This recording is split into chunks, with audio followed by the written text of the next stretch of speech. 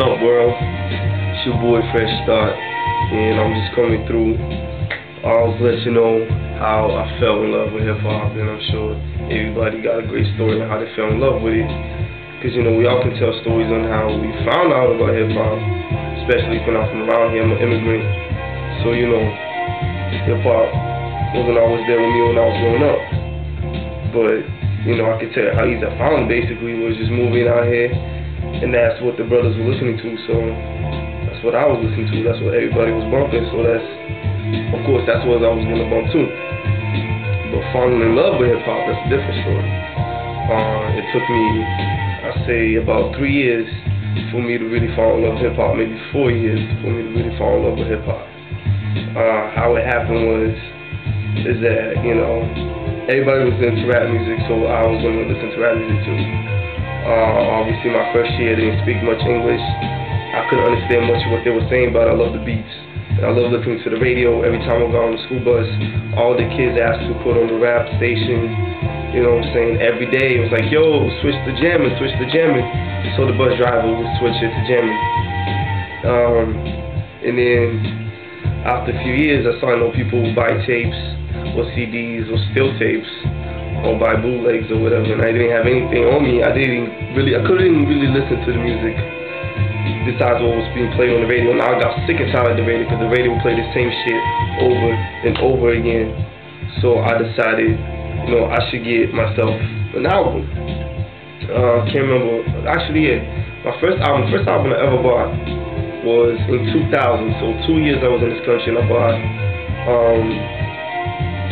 Jay-Z's The Dynasty. I liked it, but I couldn't fully enjoy it because I couldn't fully understand it. But from there on, I bought a few other CDs. I love the beats. I started to learn English with the help of the rap CDs. Rap music, by the way, helped me learn English. It helped me learn it fast, so that by 2001, I could really understand a lot of what they were saying in the songs. I couldn't fully understand it, but I could appreciate it. And I could have, I had some idea what the overall meaning of the songs were. I couldn't really get all the punchlines and all that, but all it didn't matter. It was still music. It still sounded good, and the main points of the song I always understood. Okay, so comes the whole Jay-Z and Nas beef, and everybody's talking about the whole Jay-Z and Nas beef. So I go out, I cop the Blueprint when it first comes out, and I'm loving the beats, and I'm loving the songs and all that. I'm really liking this.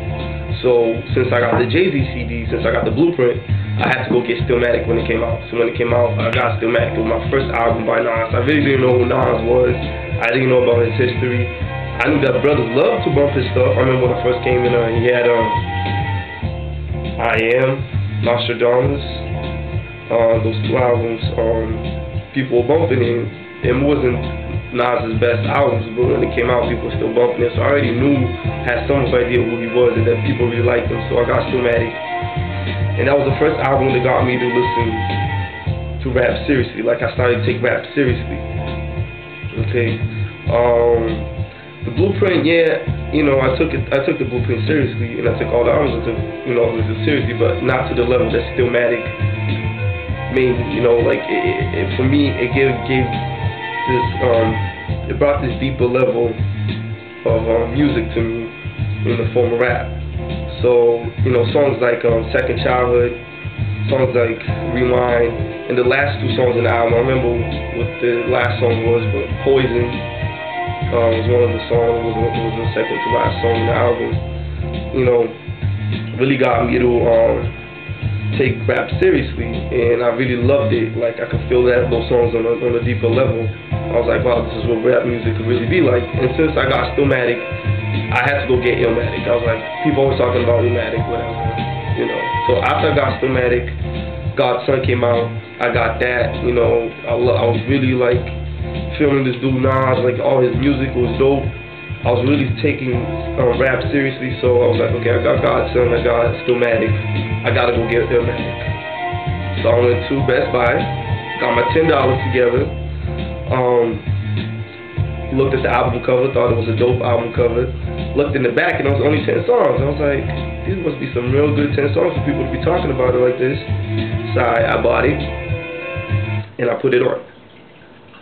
And the first track was the intro. It wasn't even like a real song.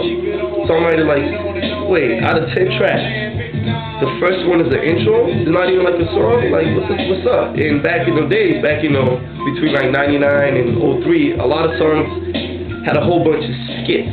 Like, it was a skit, bullshit skit after bullshit skit. And it was just like, so I was thinking, is this album going to be like that too? And like, how many of these 10 tracks are actually going to be songs?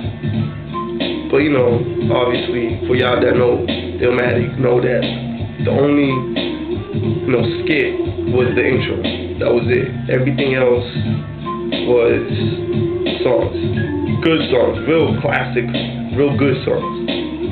And I remember, first time I heard New York State of Mind, when I heard that beat, it was just like, my eyes just opened to what hip-hop could be. It was like, wow. And then when the brothers started spitting, it just took me on a trip. I heard the album front to back, first listen. I locked myself in the room and I was like, this is the shit. Like, and ever since then, I've been in love with hip hop. That's when I fallen in love with hip hop. That was when I got that CD. So it was Illmatic, the Scar Tour came out in 2002. I'm thinking around that time, that's when I really fall in love with hip hop, and that's when I started to call classic albums. You know, I would go basically, survey my friends and ask them like, what's a real good album from back in the day, and then I'll go online and I'll go to forums and I'll search and I'll see what people be talking about it when it came to classic albums. So after that, I just, instead of putting them together to buy new albums, I was like, fuck that, I'm gonna buy some classic albums. I went out and bought Reasonable Doubt, I bought 36 Chambers, just to name a few. I went out and started buying Ready to Die, and all that. After I bought those albums, it's like, none of this new shit can compare. Like, it's the 90s, it was the mid-90s, that shit was the bomb. And then I got into the 80s, and that's when I got Paid in Full, and that's when I was like, yo, man, hip-hop, I'm in love with hip-hop, you know what I'm saying? So ever since then, for better or for worse, I've been in love with hip-hop. It's caused me a lot of stress, as well as, entertaining. Obviously, with the state of hip-hop right now, I am going to get mad when I turn on the radio every so often. But it's, but it is what it is, that's how I fell in love with hip-hop. So how did you fall in love with hip-hop? How was it that it came about? Just let me know. However, it would be the response and whatnot. But that's just how me, Fresh Start, fell in love with hip-hop. Hope y'all enjoyed it. Peace.